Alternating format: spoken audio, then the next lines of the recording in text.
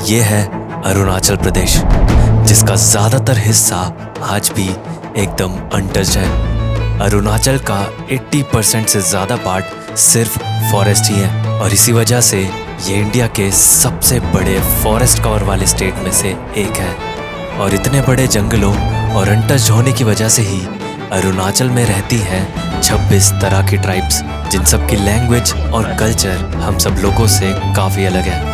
इतना अलग कि यहाँ की एक यूनिक ट्राइब अपनी नाक में ये बड़े बड़े नोज प्लग्स लगाती है। पर इसके पीछे की वजह और इनकी लाइफ को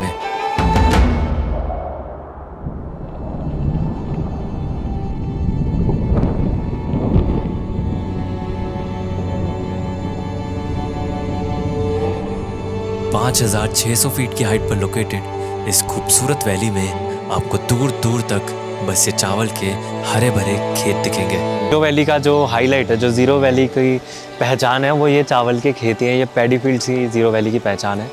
और मैंने सच में इतने सारे खेत, इतने पानी जमा हुआ है नीचे ऐसे करके, उस पानी में बहुत सुंदर।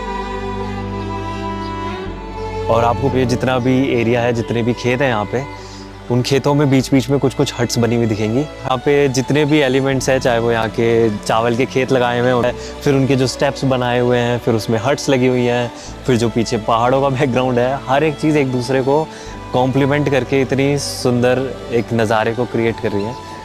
सच में ज़ीरो वैली का ये पैडी फील्ड्स तो बहुत ही ज़्यादा सुंदर है, सच में बहुत ज़्यादा सुंदर है।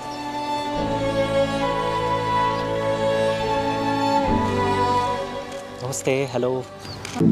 जीरो वैली में चावल के इन खेतों के साथ ही बहुत सारे गांव भी बसे हुए हैं। पर उन विलेजेस में जाने से पहले मैं आपसे एक ट्रैवल एडवाइस शेयर करना चाहता हूँ। तो वैली का दिल भी कहा जाता है और उसका नाम है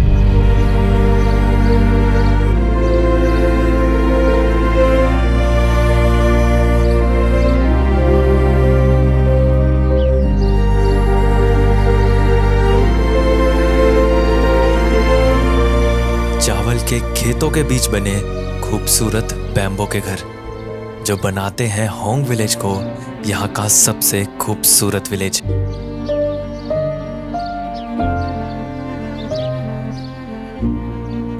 कुछ घरों तक रोड जाती है और कुछ तक जाने का रास्ता बस एक खेतों के बीच में बनी पतली सी बाउंड्री है।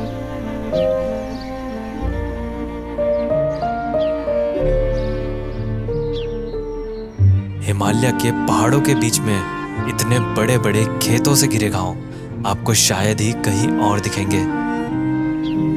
और ऐसी जगह में रहने वाले लोग नेचर से कितना मिलकर रहते होंगे, उसका सबूत है यूनेस्को वर्ल्ड हेरिटेज की लिस्ट में इस विलेज का होना, जो इनके खेती करने के तरीके और नेचर से जुड़े कल्चर और रिलीजन की वजह से है, जिसका क्रेडिट जाता है यहाँ की रहने वाली इस खास ट्राइब अपतनी ट्राइब को, जिनके बारे में और जानने मैं होंग विलेज की गलियों में घूमने लगा।